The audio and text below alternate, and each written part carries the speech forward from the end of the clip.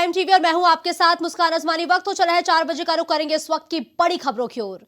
UP global investor summit के दौरान देश और विदेश के औद्योगिक समूहों की ओर से मिले 40 लाख करोड़ के निवेश प्रस्ताव को सरकार धरातल पर उतारने की तैयारियों में अब जोरों शोरों से जुटी हुई है।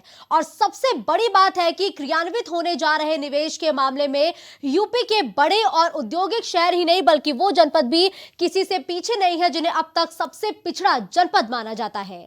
देश भर के 100 आकांक्षात्मक जिलों से 8 उत्तर प्रदेश में हैं, जिन्हें पिछड़ा माना जाता है। उनमें सोनभद्र, चंदौली, सिद्धार्थनगर, बहराइच, फतेहपुर, श्रावस्ती और बलरामपुर जैसे जिले शामिल हैं। अब इन्हीं जिलों में निवेश को लेकर योगी सरकार कदम उठा रही है। तो अब निवेश बढ़ाने की तैयारी में है योगी सरकार और कहा जा रहा है कि $1 ट्रिलियन का जो लक्ष्य निर्धारित किया गया था यूपी की इकोनॉमी को लेकर, अब उसको रफ्तार देने का काम योगी सरकार करती हुई नजर आ रही है।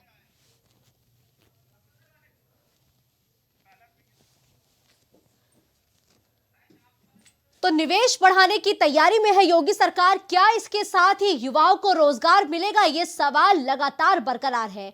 चूंकि ग्लोबल इन्वेस्टर समिट के दौरान जो भी एमओयू साइन हुए थे, अब उन पर काम करने की तैयारी में योगी सरकार जुट चुकी है, जिसके लिए देश भर से 100 जिलों को चिन्हित किया गया है, जिसमें से 8 यूपी के बताए जा रहे हैं। और इनमें से ज्यादातर जिले पश्चिमी यूपी के आते हैं, जिनमें चंदौली भी शामिल है। और अब इनके विकास का खाका खींचने का काम योगी आदित्यनाथ की सरकार लगातार करती हुई नजर आ रही है।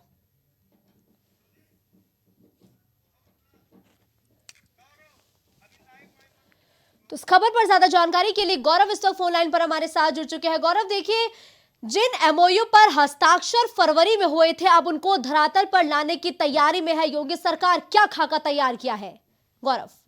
हिंदुस्तान यहाँ पर खाका तैयार किया है, क्योंकि यहाँ पर हमने देखा है कि बड़ी इन्वेस्टर समिट हुई थी और एक ऐतिहासिक लक्ष्य वहाँ पाया गया था। पहले शुरुआत में जब लक्ष्य रखा गया तो 12 लाख करोड़ का लक्ष्य रखा गया था। जो लक्ष्य था वो बढ़ते बढ़ते देश की जो अनुपात है, अगर निवेश की बात करें तो वो निवेश अनुपात यहाँ पर लगभग 40 लाख करोड़ का हो गया था। अब इसको धरातल उतारने की तैयारी है और योगी सरकार इसको करने के लिए पूरी तरह से मजबूत नजर आ रही है, क्योंकि यहाँ पर देश के 100 आकांक्षात्मक शहर जो शहरों को चुना गया है, वो अगर बात करें उनमें उत्तर प्रदेश के 8 जिले शामिल है। जिलों की अगर बात करें तो वो चंदौली है, वो सोनभद्र है, वो चित्रकूट है, श्रावस्ती है, बहराइच है, फतेहपुर है, पूरे मिला के बलरामपुर है। 8 जिले हैं जहाँ पर की शुरुआत है, जिनको पिछड़ा जिला माना जाता है देश का। उत्तर प्रदेश के 8 जिले यहाँ पर शामिल है और उनके विकास यहाँ पर खाका लगने जा रही है। और यहाँ पर लगभग कहा जा रहा है कि 2 लाख करोड़ के लगभग का निवेश यहाँ पर इन 8 दिनों में कराया जाएगा और लगभग बड़ी संख्या वहाँ पर रोजगार के जो अवसर है वो भी उपलब्ध है। 1 लाख करोड़ का निवेश करने की तैयारी में है योगी सरकार, जिसके लिए 8 जिलों को चुन भी लिया गया है। लेकिन ये निवेश किस तरीके से किया जाएगा, क्योंकि लगातार विपक्षी दल यही आरोप लगाते हैं कि एमओयू तो बहुत साइन होते हैं लेकिन धरातल पर काम नहीं दिखता। देखिए मुस्कान, एमओयू साइन होते हैं और निश्चित रूप से एमओयू के साथ साथ यहाँ पर व्यवस्था भी चलती है। एमओयू साइन होना अलग बात है, एमओयू के बाद जब कुछ धरातल करते समय लगता है। अगर फरवरी में इन्वेस्टर समिट हुई है तो 8-9 महीने यहाँ लगते हैं व्यवस्थाओं को बनाने में।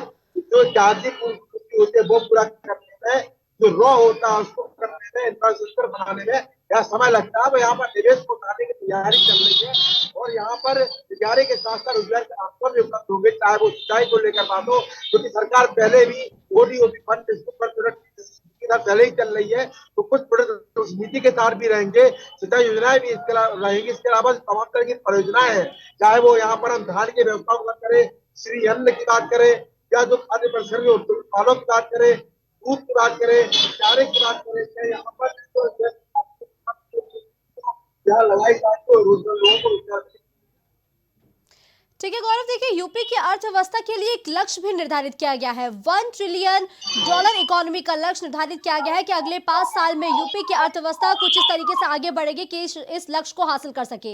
इस लक्ष्य को हासिल करने में ये कदम कितना अहम और बड़ा माना जा रहा है गौरव? बड़ा अहम कदम यहाँ पर है। यहाँ पर कुछ संस्था 40 लाख करोड़ आपने यहाँ पर निवेश धरातल पर डाल दिया तो आपको 1 ट्रिलियन इकोनॉमी हमने से कोई ताकत नहीं रोक सकती है। इसके लिए तैयारी चल रही है, पर 40 लाख करोड़ का लक्ष्य यहाँ पर कानून उतारना ये सबसे बड़ी चुनौती सरकार के सामने भी है, क्योंकि अगर कोई इंडस्ट्री शुरू होती है तो इंडस्ट्री यहाँ पर केवल लोगों शुरू नहीं होती है, आपको इंफ्रा भी चाहिए, आपको संसाधन भी चाहिए, आपको जो कच्चा माल है वो भी आपको चाहिए, इसके अलावा आपको इलेक्ट्रिसिटी भी चाहिए, आपको पानी सप्लाई चाहिए। तमाम जो संसाधन जो बहुत जरूरी है उन संसाधनों के माध्यम से तमाम चीजों को पूरा किया जा सकता है। अब सरकार यहाँ पर कितने संसाधन यहाँ पर जो इंडस्ट्रियल्स है, जो निवेश करने वाले लोग हैं, उपलब्ध करा पाएगी, ये भी सरकार के लिए बड़ी चुनौती होने वाली है, क्योंकि 40 करोड़ का लक्ष्य यहाँ पर प्राप्त करना बड़ी चीज है, उससे यहाँ पर तैयारी बड़ी करनी पड़ेगी। बिल्कुल ठीक है, धन्यवाद गौरव इस खबर पर हमारे साथ जुड़ते हुए, तमाम अपडेट और जानकारी हमारे दर्शकों तक पहुंचाने के लिए।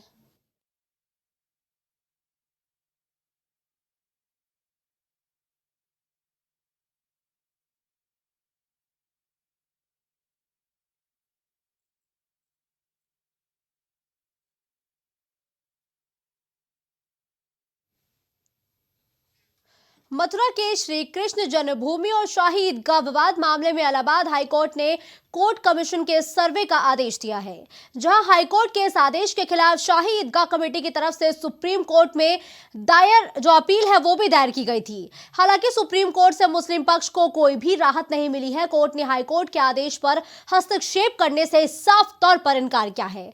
इस दौरान सुप्रीम कोर्ट ने कहा कि अभी इस मामले में कोई आदेश जारी नहीं करेंगे। गौरतलब है कि गुरुवार को इलाहाबाद हाईकोर्ट के जज मयंक जैन ने मथुरा विवाद से जुड़ी सभी 18 याचिकाओं की सुनवाई करते हुए विवादित स्थल का सर्वे कमीशन से करवाने का आदेश दिया था। वहीं इस मामले में कोर्ट 18 दिसंबर को कमिश्नर की नियुक्ति करेगी, जबकि मुस्लिम पक्ष ने इलाहाबाद हाईकोर्ट के ऑर्डर पर स्टे लगाने के लिए एक अर्जी लगाई थी, जिस पर सुप्रीम कोर्ट ने आज साफ तौर पर कहा कि अभी इस मामले पर कोई फैसला नहीं लिया जा सकता और सुप्रीम कोर्ट ने इस याचिका को खारिज कर दिया है। प्रताप इस खबर पर ज्यादा जानकारी के लिए इस वक्त हमारे साथ जुड़ चुके हैं। प्रताप, देखिए बीते दिनों जो फैसला आया उससे हिंदू पक्ष को तो बड़ी राहत मिली है, मथुरा में कैसी तस्वीरें देखने को मिल रही हैं इस फैसले के बाद से? प्रताप मैडम, आपको हम बता दें कि कल जो हाईकोर्ट में जो फैसला आया था श्री कृष्ण जन्मभूमि को लेकर, आज इस मामले को लेकर शाही ईदगाह कमेटी की जो पक्षकार थे वो हाईकोर्ट सुप्रीम कोर्ट पहुंचे और वहाँ उन्होंने इस फैसले इनकार कर दिया है सुप्रीम कोर्ट ने। इससे मुस्लिम पक्ष को बहुत ही बड़ा झटका लगा है और यहाँ अभी शांति का माहौल बना हुआ है। ऐसे कोई यहाँ जो जन्मभूमि के आसपास अभी इस मामले में कोई भी मुस्लिम पक्ष बोलने से थोड़ा सा हिचकिचा रही है। ठीक है, मुस्लिम पक्ष इस पूरे मामले पर बोलने से इनकार कर रहा है, लेकिन आज जब सुप्रीम कोर्ट ने इस फैसले पर साफ तौर पर कहा कि अभी फिलहाल इस मसले पर कोई फैसला नहीं लिया जा सकता, ना ही सुप्रीम कोर्ट हस्तक्षेप करेगा, और बड़ी बातें क्या रही जो सुप्रीम कोर्ट की तरफ से आज कही गई? सुप्रीम कोर्ट से ये बात सुनाई है, जो हाईकोर्ट का जो फैसला है वो बरकरार रहेगा। इसी मामले में 18 तारीख को जो सर्वे की कमीशन की जो नियुक्ति की है उसमें कुछ कमेटी के मेंबर आएंगे सर्वे करने के लिए। अभी 18 तारीख को फैसला सुनाया जाना है कि इस सर्वे में लगभग कितने लोग उपस्थित होंगे। इस खबर पर हमारे साथ जुड़ने के लिए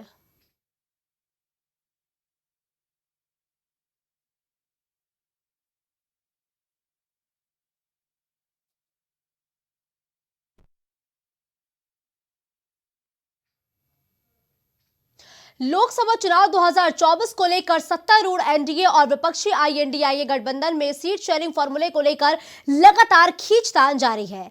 इसी बीच 19 दिसंबर को होने वाली इंडिया गठबंधन की बैठक में सीट बंटवारे का मुद्दा उठना लगभग तय माना जा रहा है, क्योंकि सीटों का बंटवारा नहीं होने से सपा के कई नेताओं में नाराजगी है और मिली जानकारी के मुताबिक बैठक में अखिलेश यादव सीट बंटवारे का मुद्दा उठाएंगे।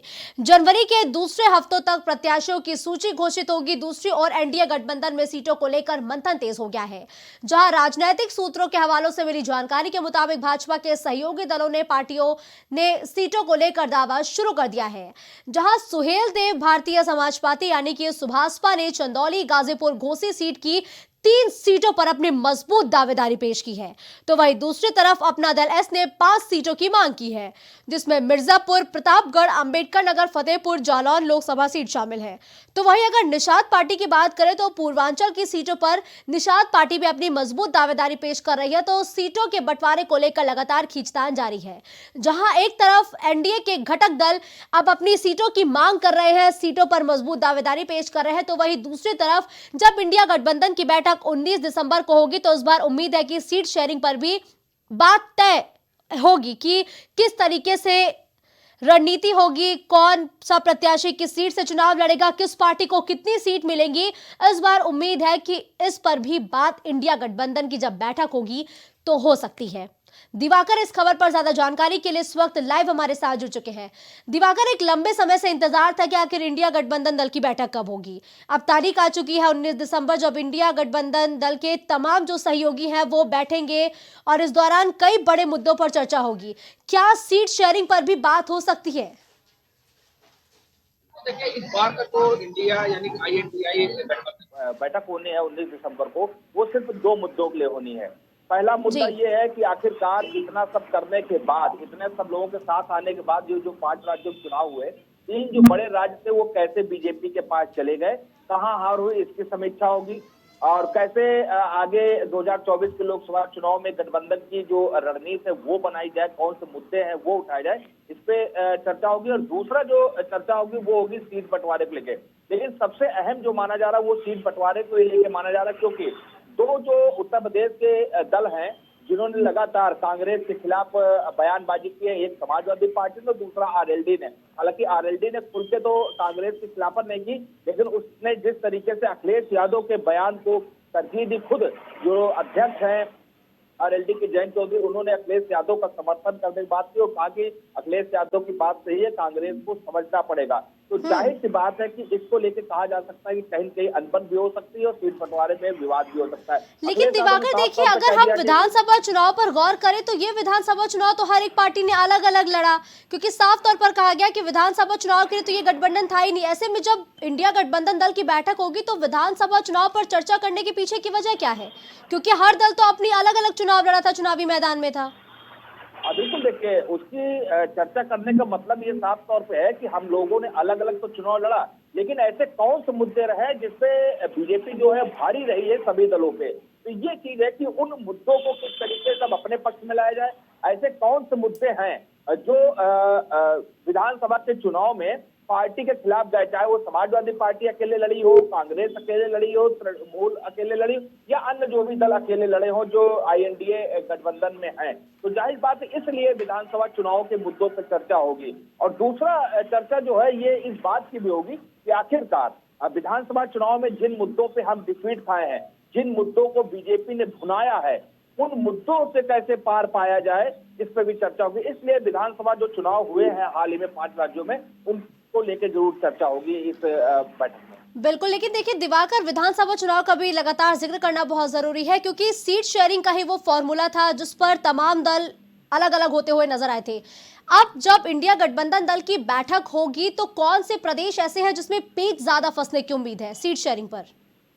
देखिए, सबसे ज्यादा पेच जो फंसेगा वो उत्तर प्रदेश में फंसेगा, क्योंकि उत्तर प्रदेश में समाजवादी पार्टी जो है वो कहीं न कहीं चाहेगी कि ज्यादा से ज्यादा सीटों पे उसके प्रत्याशी उभरे। और वो इस बात को इसलिए चाहेगी क्योंकि वो ये साफ तौर पर कहेगी कि इस वक्त अगर बीजेपी को कोई टक्कर दे सकता है उत्तर प्रदेश में तो समाजवादी पार्टी दे सकती है, ना आरएलडी उतना दे सकती है और ना ही कांग्रेस उतना दे सकती है। क्योंकि विधानसभा की अगर सीटें देखी जाए या लोकसभा की सीटें देखी जाए तो समाजवादी पार्टी के पास इस वक्त सबसे ज्यादा है, कांग्रेस से भी ज्यादा है और आरएलडी से भी ज्यादा है।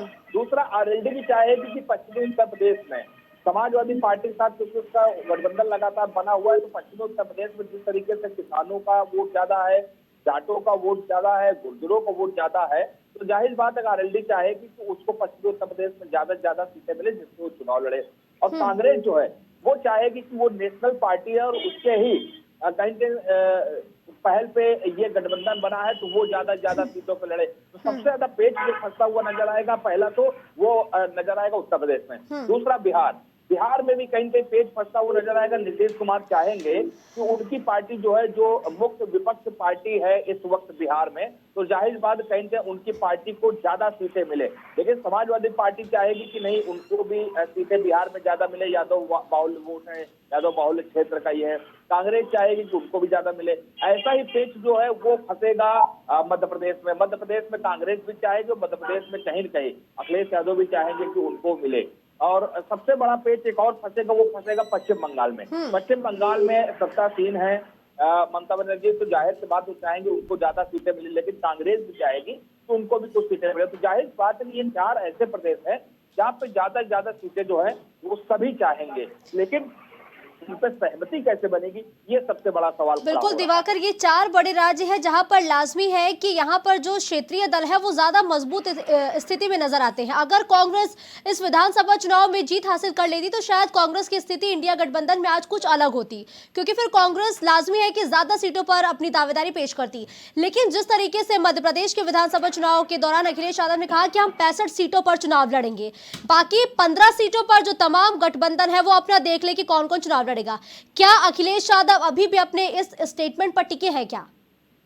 बिल्कुल, देखिए अखिलेश यादव भी इस स्टेटमेंट पे टिके और कहीं के उनका बैक से सपोर्ट जो है वो आरएलडी के जो अध्यक्ष जयंत चौधरी वो भी करते हुए नजर आ रहे हैं। अखिलेश यादव और जयंत चौधरी दोनों लोगों ने जिस तरीके से बयानबाजी की और जिस तरीके से एग्रेसिव होके अखिलेश यादव ने बयान दिया, फिर उनके पार्टी के नेताओं प्रवक्ताओं ने बयान दिया, उससे साफ जाहिर है कि कहीं के अखिलेश यादव ये नहीं मानेंगे कि कांग्रेस को 10 सीटें दी जाए। जिस तरीके से बयान में अखिलेश यादव ने कहा कि कांग्रेस सिर्फ उतनी सीटें मांगे या उनको उतनी सीटें दी जाएंगी जिसको जीत सकते, यानी कि सिर्फ अमेठी और जो रायबरेली की लोकसभा सीट है उस पे कहीं से सहमति बनाने की कोशिश में है अखिलेश यादव, क्योंकि उनको मालूम है कि ये दोनों कांग्रेस से लड़ रहे हैं और कहीं कहीं कांग्रेस यहाँ से चुनाव जुड़ लड़ेगी, चाहे वो सोनिया गांधी रायबरेली लड़े या प्रियंका गांधी लड़े। राहुल गांधी हो सकता है कि वापस जो है वो अमेठी आए, वहां से चुनाव लड़े। तो इन 2 सीटों पे कहीं कहीं तो सहमति है, लेकिन अभी आगे चल के और भी कई ऐसी सीटें हैं जो कांग्रेस चाहेगी, चाहे वो पश्चिमी उत्तर प्रदेश में हो, चाहे वो पूर्वांचल में हो, चाहे वो अभी अवध में हो या फिर बुंदेलखंड में हो। ठीक है, देखिए दिवाकर, ये तो रही इंडिया गठबंधन की बात की किस तरीके से कहां पर कौन से प्रदेश में कितनी खींचतान देखने को मिलेगी। लेकिन अगर हम एनडीए की बात करें तो लगातार सूत्र यही बता रहे हैं कि अब एनडीए गठबंधन में भी सीटों को लेकर खींचतान शुरू हो गई है। अपना दल एस लगातार अब सीटों पर दावेदारी पेश कर रहा है, वही संजय निषाद की पार्टी भी पूर्वांचल में मजबूत दावेदारी पेश कर रही है, तो वही सुभाषपा भी कहीं ना कहीं पूर्वांचल में बड़ी टेंशन दे रही है बीजेपी को। बिल्कुल, देखिए सिर्फ ये इंडिया गठबंधन नहीं, एनडीए गठबंधन में भी काफी ज्यादा विवाद होने की, काफी ज्यादा कहीं कहीं एक प्रकार से देखा जाए कि चर्चा होने की संभावना है, क्योंकि जिस तरीके से आपने अभी देखा होगा कि ओम प्रकाश राजभर जो है वो आए हैं बीजेपी के पास और कहीं से उनको मंत्री बनने की कवायद चली, लेकिन लोकसभा सीट को लेके कहीं कहीं आप देखेगा बीजेपी और ओम प्रकाश राजभर में जरूर 36 का आंकड़ा हो सकता है। क्यों? उसकी वजह ये है कि घोसी जो विधानसभा सीट है वहां से ओम प्रकाश राजभर जो चाहेंगे कि वो माफ कीजिएगा लोकसभा सीट जो है वो चाहेंगे कि कहीं न कहीं वो उनके पक्ष में आए। लेकिन बीजेपी चाहेगी कि दारा सिंह जो कि बीजेपी से गए थे सपा में, सपा से वापस आए हैं बीजेपी में, कि दारा सिंह को वहां से चुनाव लड़ाया जाए। तो देखिएगा इस सीट पे कहीं पे पेच जो है वो फंसता हुआ नजर आएगा, यानी कि मऊ में पूरी तरीके से पेच फंसेगा। दूसरा, गोरखपुर की जहां तक बात कर ली जाए तो निषाद पार्टी के जो संजय निषाद है वो चाहेंगे कि उनका बेटा जो है वो कहीं के गोरखपुर के सीट से चुनाव लड़े और वो चाहेंगे कि इस बार सिर्फ 2 नहीं बल्कि 5 या उससे ज्यादा सीटें जो है वो उनको दी जाए लोकसभा में। लेकिन बीजेपी नहीं चाहेगी कि उनको ज्यादा सीटें जाए, लेकिन क्योंकि बीजेपी जानती है कि अगर उसके पास ज्यादा सीटें ना रखे, अगर उसके जो सहयोगी दल उनके पास ज्यादा सीटें हुई तो बीजेपी की फिर क्या वक्त रहेगी। और ऐसा ही अपना दल जो है सबसे बड़ी मुसीबत इस बार देखिएगा बनेगी बीजेपी के सामने सीटों को लेके, क्योंकि उसके जिस तरीके से विधानसभा में सीटें वो ज्यादा जीत के आई है और जिस तरीके से अनुप्रिया पटेल के बयान पिछले कुछ समय में देखे गए हैं, तो जाहिर बात है बीजेपी चाहेगी कि सोनभद्र का इलाका हो, प्रयागराज का इलाका हो और अन्य ऐसे कुर्मी बाहुल्य क्षेत्र है, चाहे वो प्रतापगढ़ हो या अन्य जिले, जहाँ पे उसके कुर्मी बाहुल्य क्षेत्र, वो चाहेगी कि ज्यादा से ज्यादा सीटें उनको मिले। तो बिल्कुल ठीक है, धन्यवाद दिवाकर इस खबर पर हमारे साथ जुड़ने के लिए।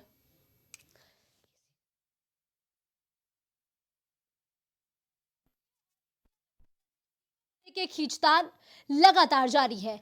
अब सीटों के बंटवारे पर किस तरीके से बात होगी, किस तरीके से बात बनेगी, अब ये देखना बेहद दिलचस्प होगा।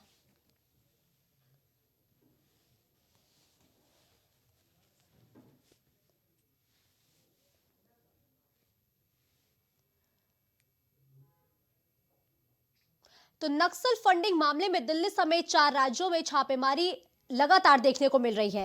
एनआईए लगातार छापेमारी कर रही है, जिसमें झारखंड, बिहार, दिल्ली और मध्य प्रदेश के कुल 26 ठिकानों पर यह छापेमारी की कार्रवाई देखने को मिल रही है। और मिली जानकारी के मुताबिक उग्रवादी संगठन पीएलएफआई और नक्सली संगठन भाकपा माओवादी के ठिकानों पर यह छापेमारी जारी है।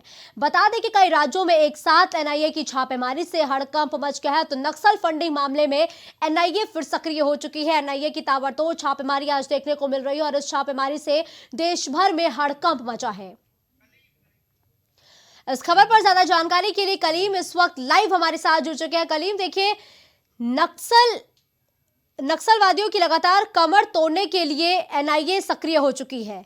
आज एक बार फिर से एनआईए की छापेमारी देखने को मिली है। किन किन राज्यों में यह छापेमारी की गई है और अभी तक क्या कुछ बरामद किया है, इसको लेके क्या अपडेट है?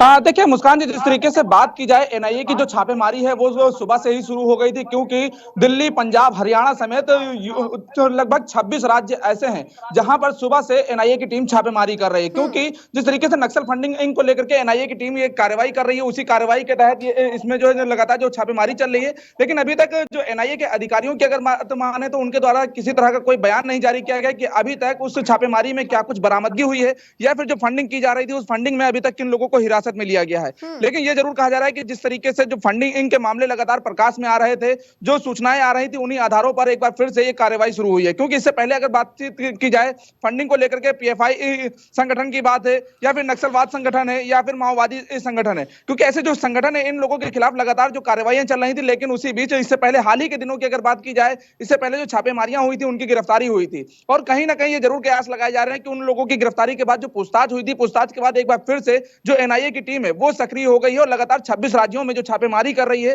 वो छापेमारी फिलहाल अभी जारी होने की बात सामने आ रही है। ठीक है, लेकिन अभी तक लगातार आज सुबह से ही आपने जिक्र किया कि छापेमारियों का जो दौर है लगातार जारी है। क्या इनपुट मिला जिसके आधार पर ये 26 राज्यों में छापेमारी की गई है?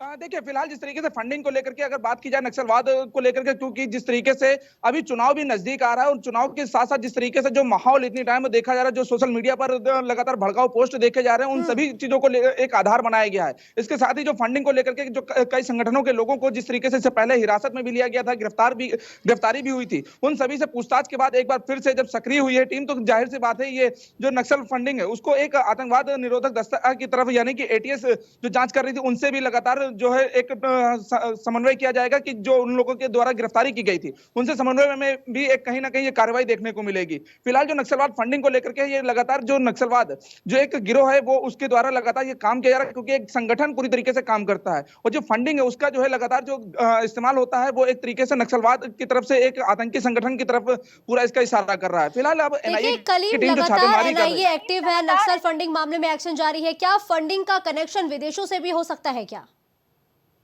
फिलहाल जिस तरीके से इससे पहले जो एनआईए की छापेमारी हुई थी उसमें कई विदेशों से जुड़े होने की बात सामने आई थी, फिर चाहे पाकिस्तान की बात की जाए या फिर अदर विदेश जो है विदेशों की का जिक्र किया गया था। लेकिन अभी तक इस मामले में किसी तरह का कोई भी आधिकारिक बयान नहीं आया है। लेकिन हाँ, ये जरूर सूत्रों के द्वारा कहा जा रहा है कि कई ऐसे अहम दस्तावेज जो मिले हैं, उससे कई ऐसे सबूत मिले हैं जिससे जो है ये कार्रवाई और लंबे स्तर पर जारी हो सकती है। अभी फिलहाल 26 राज्य उनकी रडार पर हैं और उसके साथ ही जो अन्य राज्यों की बातें सामने आ रही है वहां पर भी टीम एक बार फिर से छापेमारी कर सकती है। फिर बिल्कुल ठीक है, धन्यवाद कलीम इस खबर पर हमारे साथ जुड़ने के लिए।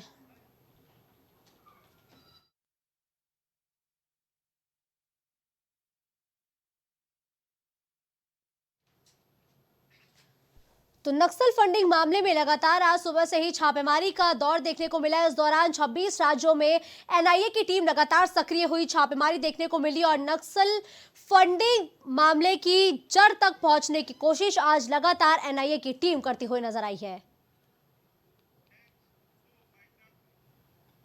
इस बुलेटिन में फिलहाल के लिए बस इतना ही। देश और दुनिया की तमाम बड़ी खबरों के लिए आप देखते रहिए प्राइम टीवी।